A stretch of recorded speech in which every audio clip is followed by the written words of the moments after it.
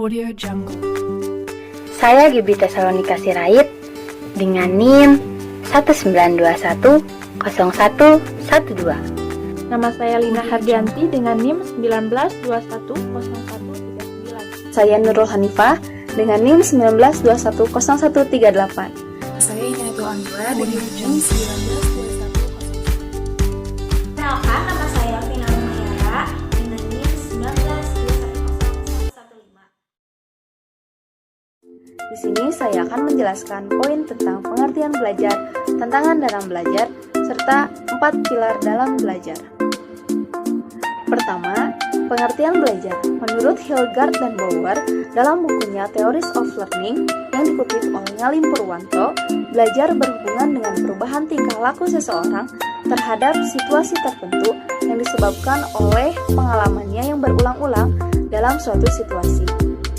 Secara umum, belajar adalah perubahan serta peningkatan kualitas dan kuantitas tingkah laku seseorang yang relatif menetap di berbagai bidang yang terjadi akibat melakukan interaksi secara terus-menerus dengan lingkungannya yang melibatkan proses kognitif.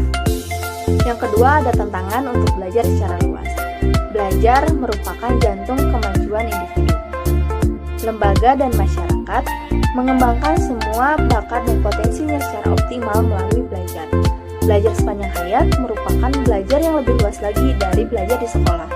Nah, dengan belajar ini merupakan upaya untuk menghadapi tantangan di masa depan. Menurut UNESCO, dalam laporan komisinya yang berjudul The Treasure Within tahun 1996, mengemukakan sejumlah tantangan yang berupa keseimbangan tekanan. Yang pertama, ada keseimbangan antara tuntutan global dan lokal. Yang kedua, ada keseimbangan antara universal dan individual. Yang ketiga, ada keseimbangan antara modern dan tradisional. Yang keempat, ada keseimbangan antara kompetisi dan kesamaan kesempatan. Yang kelima, keseimbangan antara penyelesaian jangka pendek dan jangka panjang. Yang keenam, ada keseimbangan antara kemajuan pengetahuan dan keterbatasan kemampuan. Dan yang ketujuh, ada keseimbangan antara materi dan spiritual. Nah, yang ketiga, ada 4 pilar belajar. Pertama, ada belajar mengetahui atau learning to know. Merupakan kegiatan untuk memperoleh, memperdalam, dan memanfaatkan pengetahuan. Nah, yang kedua, ada belajar berkarya atau learning to do. Merupakan belajar berlatih untuk menguasai keterampilan ataupun kompetensi kerja. Yang ketiga, ada belajar hidup bersama atau learning to live together. Di sini kita tidak hanya berinteraksi dengan kelompok, ras, etnik, budaya, dan lain sebagainya, tetapi kita juga hidup bersama dan bekerja sama dengan kelompok-kelompok tersebut. Nah, yang terakhir ada belajar berkembang utuh atau learning to be, yaitu manusia yang seluruh aspek kepribadiannya berkembang secara optimal dan seimbang, baik dari aspek intelektual, emosi, sosial, fisik, dan moral. Baik, materi selanjutnya akan dibahas. Di sini saya akan menjelaskan tentang masyarakat belajar dan e-learning. Yang pertama, saya akan menjelaskan tentang masyarakat belajar. Apa itu masyarakat belajar?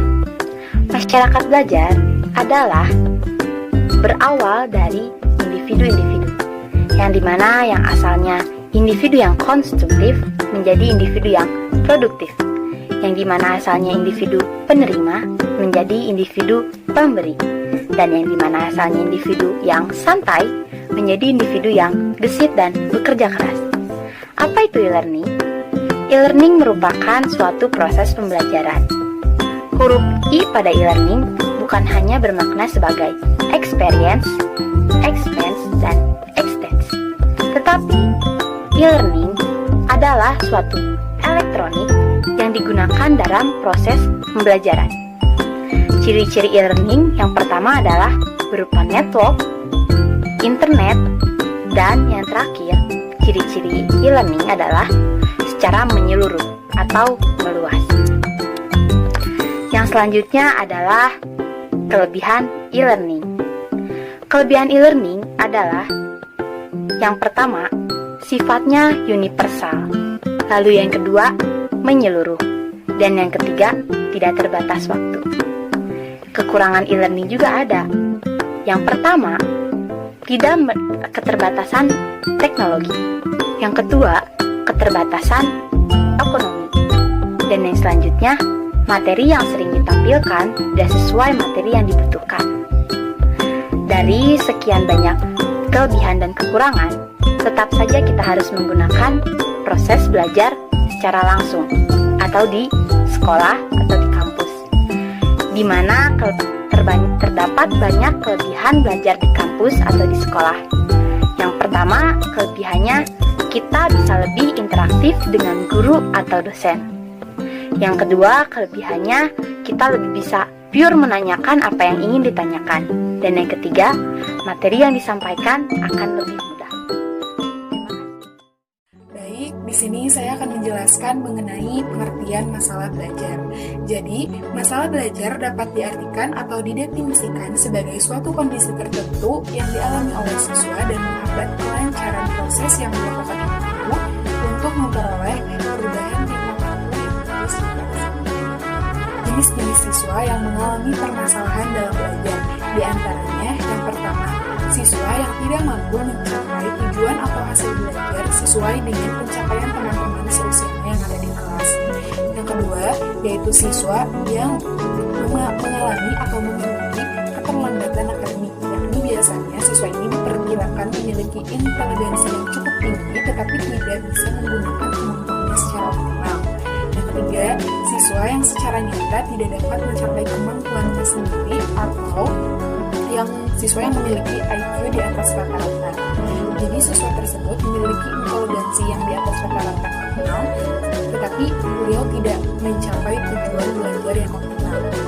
Yang keempat yaitu siswa yang sangat lambat dalam belajar, yaitu keadaan siswa yang memiliki bakat akademik yang kurang memadai dan perlu dipertimbangkan untuk mendapatkan pendidikan. Dan poin yang keenam yaitu siswa yang bersikap dan memiliki kebiasaan buruk dalam belajar, yakni biasanya pada kondisi seperti ini siswa yang sering menunda-nunda tugas, mengulur-ngulur waktu, dan tidak mau bertanya untuk hal-hal yang tidak diketahuinya. Yang ketujuh yaitu siswa yang sering tidak mengikuti proses pembelajaran mengajar di kelas secara efektif. Untuk di sini siswa tersebut sering tidak masuk belajar saat belajar mengajar di kelas, kemudian mengalami sakit dalam waktu yang berkepanjangan dan sebagainya. Kemudian yang ke-8 yaitu siswa yang mengalami penyimpangan perilaku atau kurangnya tata krama dalam hubungan intersosial. Nah, pada di sini kita melihat pada pergaulan siswa tersebut gitu, karena pergaulan tersebut mempengaruhi tata krama seseorang. Di sini saya akan menjelaskan tentang poin keempat, yaitu tentang faktor penyebab masalah belajar.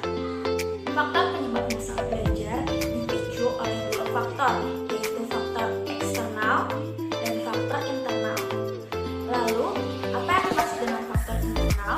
Faktor internal adalah faktor yang berasal dari dalam diri seseorang. Yang pertama yaitu gangguan secara fisik.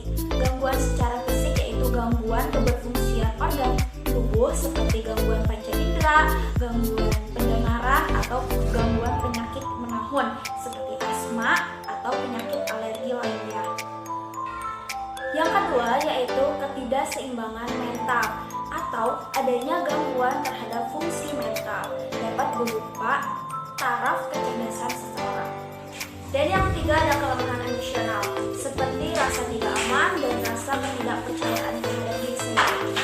Yang keempat adalah kelemahan yang disebabkan oleh kebiasaan dan sikap yang salah seperti tidak teratur dalam belajar dan kurangnya minat terhadap pelajaran yang ada di sekolah. Yang kelima ada rasa percaya diri. Yang keenam ada kemampuan mengolah bahan ajar, dan yang ketujuh ada motivasi dalam belajar. Yang kedua ada faktor eksternal. Faktor eksternal yaitu faktor yang berasal dari luar diri seseorang.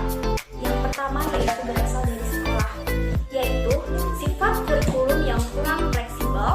Yang kedua ada beban belajar yang begitu berat, dan yang ketiga ada metode belajar yang kurang memadai, dan yang terakhir ada kurangnya alat dan sumber keluarga atau dari rumah. Yang pertama, kurangnya harmonisasi antara orang tua dan juga anak. Yang kedua yaitu faktor keretakan rumah tangga orang tua. Dan yang ketiga ada kurangnya perhatian antara orang tua terhadap anaknya. Dan yang keempat ada kondisi ekonomi yang mungkin sangat kekurangan. Lalu yang selanjutnya yaitu berasal dari masyarakat, seperti adat kebiasaan masyarakat yang kurang mendukung kegiatan belajar di sekolah dan juga teman-teman yang sebaya. Di sini saya akan sedikit menjelaskan mengenai poin kelima, yaitu prosedur dan langkah-langkah penanganan masalah belajar.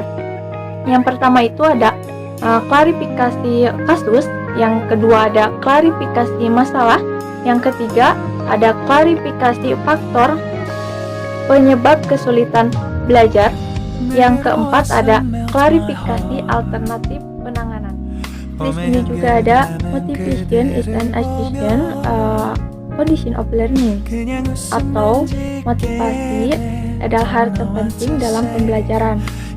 Sehubungan dengan hal tersebut ada 3 fungsi motivasi. Yang pertama yaitu mendorong manusia untuk berbuat di setiap kegiatan. Jadi setiap kita melakukan suatu kegiatan harus ada motivasi atau dorongan motivasi dalam diri kita atau lingkungan.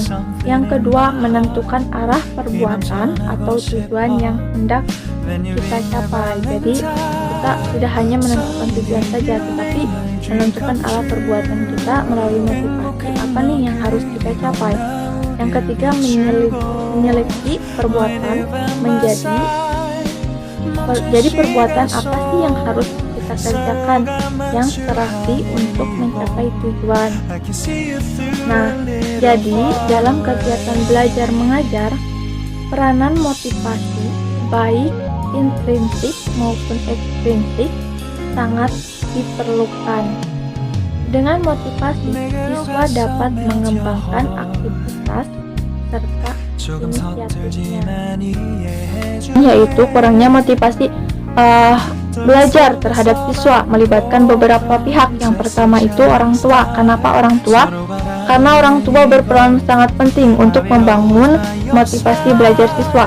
Setiap orang tua memiliki cara berbeda-beda untuk membangun motivasi si anaknya, seperti mengadakan fasilitas pembelajaran di rumah seperti adanya komputer atau buku referensi untuk pembelajaran si anak atau alat-alat lainnya. Yang kedua itu adalah guru. Guru memiliki kapasitas yang sangat besar untuk membangun motivasi belajar siswa, karena guru sebagai ajang pembelajaran.